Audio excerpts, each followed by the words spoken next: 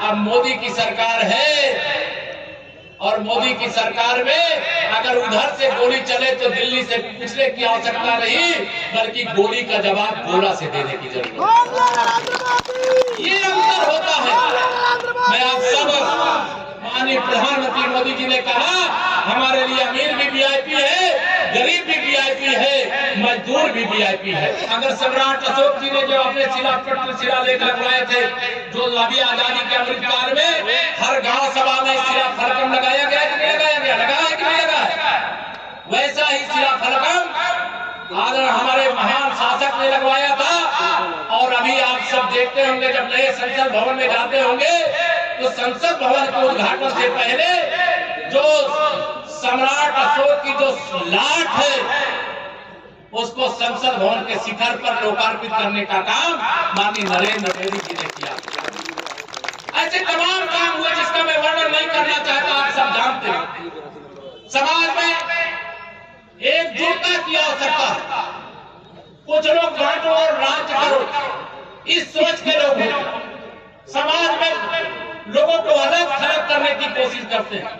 अगर दूध में नींबू डालोगे तो दूध फट जाएगा, और दूध में अगर चीनी डालोगे दूध की मिठास बढ़ जाएगी। तो हम सब लोगों को मिलकर के एक बड़े लक्ष्य की ओर बढ़ना, हमारे पूर्वजों का स्वप्न जब साकार करने का काम करना है तो क्या माननीय नरेंद्र मोदी जी के अलावा ऐसा कोई नेता आपको दिखाई देता है क्या जो हमारे स्वप्न को साकार कर सके? बताइए, दोनों नंबर में कर सकता है क्या? मोदी जी कर सकते हैं।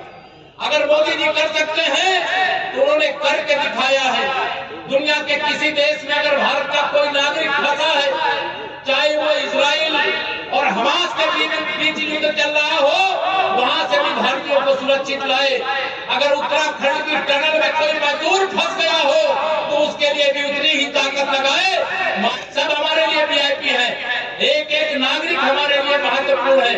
हम देश को समृद्धशाली बनाना चाहते हैं, गरीबी से मुक्त करना चाहते हैं, भ्रष्टाचार से मुक्त करना चाहते हैं।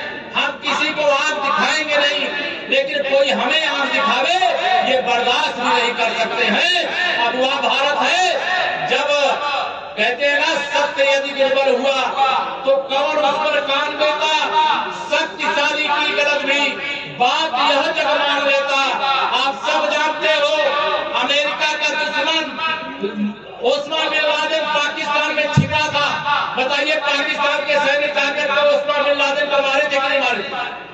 बताइए, याद है कि नहीं याद है? याद है कि नहीं? और आज 56 इंच के सिरे वाले माननीय नरेंद्र मोदी जी के नेतृत्व वाला भारत, ऐसा भारत अगर हमारे ऊपर आतंकवादी हमला हुआ तो सर्जिकल स्ट्राइक करके, एयर स्ट्राइक करके देश के दुश्मनों को पाकिस्तान के अंदर घुस करके मारने का काम किया। पहले की सरकारें मुस्लिम तुष्टीकरण की घटिया घिनौनी राजनीति करने के कारण आतंकवादियों से भी के ऊपर लिखे मुकदमे वापस ले लेते थे। आतंकवादियों पर सेना को गोली चलाने की छूट भी नहीं देते थे। जब मेरे प्रधानमंत्री जी के हाथों में बागडोर आई, आप सबका आशीर्वाद मिला, जब उनको जानकारी मिली कि अगर उधर से गोली चले तो दिल्ली से पूछ करके उन पर गोली चलाओ, मोदी जी ने यहाँ पर आए हैं। मैं आप सबको बहुत बहुत प्रणाम करके, यहाँ कुछ अधिकारी होंगे, आज मैंने अखबार में पढ़ा प्रधानमंत्री आवास योजना में कोई तकनीकी सहायक, कुछ आवास के मामले में रिश्वत का एक वीडियो संचालित है। मैं खुले मंच से कह रहा हूं, भ्रष्टाचार बर्दाश्त नहीं करेंगे।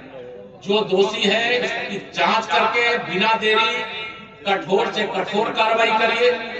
हम प्रधानमंत्री आवास सहित कोई भी गरीब कल्याण की योजनाओं में कोई भी लीकेज स्वीकार नहीं कर सकता। अगर कोई गड़बड़ करेगा तो उसको बख्शा नहीं जाएगा। या मैं खुले मंच से इसलिए ऐलान कर रहा हूं क्योंकि हमारे पास बदायूं के बहुत लोग प्रधानमंत्री आवास योजना के लिए आते हैं, कहते हैं हमें आवास नहीं मिला। मैं आप सबको ये बताना चाहता हूं, अभी पिछले दिनों यहाँ कुछ तकनीकी खराबी के कारण से आवास योजना का लाभ बदायूं को मिलना बंद हो गया। हम लोगों ने प्रयास करके, यहाँ जो मंच पे आपके चाहे हमारे हरीश जी हो, चाहे आदरणीय बीएल वर्मा जी हो, आदरणीय हमारे सभी विधायक और पार्टी के नेता, सबने कहा सहयोग से विभाग मेरे पास है, मुझसे कहा तो मैंने कहा आप चिंता मत करो। मैंने प्रयास किया, बदायूं के जिन गरीबों को आवास मिलना चाहिए था उनको आवास दिलाने की शुरुआत कर दी। हुई है कि नहीं शुरुआत हुई है?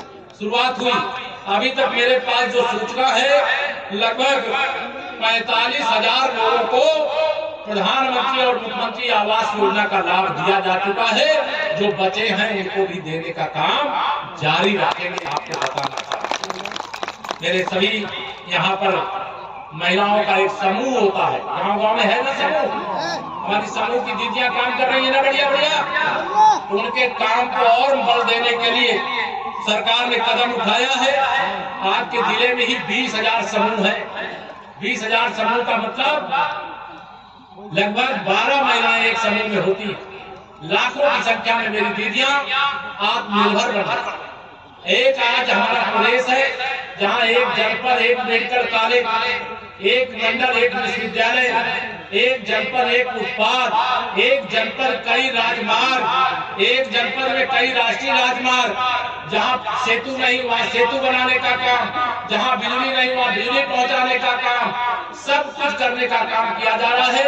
मैं आप सब लोगों से आज यहाँ पर इतना ही निवेदन करके अपनी बात को पूरी करूंगा। आप सब इतनी बड़ी संख्या में आकर के, और मैं आज सोचा कि हेलीकॉप्टर गड़बड़ा गया, मैं पहुंच नहीं पाऊंगा, तो मैंने सुबह ही प्रयास किया। फिर मैं जहाज से चल करके बरेली आया और बरेली से आज यहाँ आया। पिछले दिनों आदरणीय हमारे BL वर्मा जी ने भी एक कार्यक्रम रखा था। उस दिन भी मौसम खराब था, तो मौसम खराब होने के कारण इसी प्रकार की स्थिति बनी। तो मुझे लगता है जब बिलसी आने का होता है तो कुछ ऐसे गड़बड़ हो जाता है। अब मैंने भी तय कर लिया, चाहे कुछ भी गड़बड़ हो जाए, चाहे बरेली से आना पड़े चाहे लखनऊ से आना पड़े, लेकिन अगर कार्यक्रम तय होगा, कोई दिल्ली का आदेश नहीं होगा तो अलग बात है, अन्यथा आऊंगा जरूर आप सबके बीच में। और आज आप सबको यही जिम्मेदारी दे करके जा रहा हूँ। आपने अपना आशीर्वाद दिया, लेकिन आप सबको जैसे केशव प्रसाद दिन भर किसके लिए मेहनत करता है, इस देश को विश्व गुरु बनाने के लिए, माननीय मोदी जी के नेतृत्व में तीसरी बार सरकार बनाने के लिए मैं आप सबके कंधों पर भी यह जिम्मेदारी देकर के जा रहा हूँ। संगठन रोज कोई ना कोई कार्यक्रम बताता है, उस कार्यक्रम को सफल बनाइए। संकल्प यात्रा को सफल बनाइए। जहाँ संकल्प यात्रा आती है वहाँ फार्म भरे जाते हैं, चाहे आवास का हो, चाहे पेंशन का हो, चाहे किसी योजना का हो, वो फार्म भरने का काम करिए। अगर फार्म भर जाएगा अब आपकी कोई जरूरत बाकी रह गई है तो उसको पूरा करने की गारंटी देश के प्रधानमंत्री माननीय नरेंद्र मोदी जी ने दिया है। यह भरोसा दिलाते हुए देता हूँ अपनी वाणी को विराम। लेकिन 22 जनवरी की बात तो छूटी जा रही है। 22 जनवरी प्रतिष्ठा समारोह के मुख्य यजमान के रूप में देश के प्रधानमंत्री माननीय नरेंद्र मोदी जी आ रहे हैं। अब ये ना करना कि 22 को आप भी आ जाओ, क्योंकि 22 को नहीं आइएगा, आना होगा तो 25 के बाद आइएगा। अन्यथा अब तो एक बार जब विराजमान हो जाएंगे तो अब तो 1000 साल तक हमारी अनेक पीढ़ियां उनके दर्शन भी करेंगी। उसके बाद आप सबका आएंगे, स्वागत है। अभी तो एक ही लक्ष्य रहना चाहिए, एक ही सपना रहना चाहिए कि मेरा बूथ सबसे मजबूत, और मेरे बूथ में 100% में से 60% से अधिक वोट हमारा है। बाकी में बंटवारा है, बंटवारे में भी हमारा है। इस लक्ष्य को लेकर के आप सब आगे बढ़े। हमने सबका साथ सबका विकास किया। सबसे आशीर्वाद की प्रार्थना करते हुए देता हूं अपनी वाणी को विराम। पूरा दोनों हाथ उठा करके बोलिए जय श्री राम, भारत माता की, भारत माता की। आप सबका बहुत है।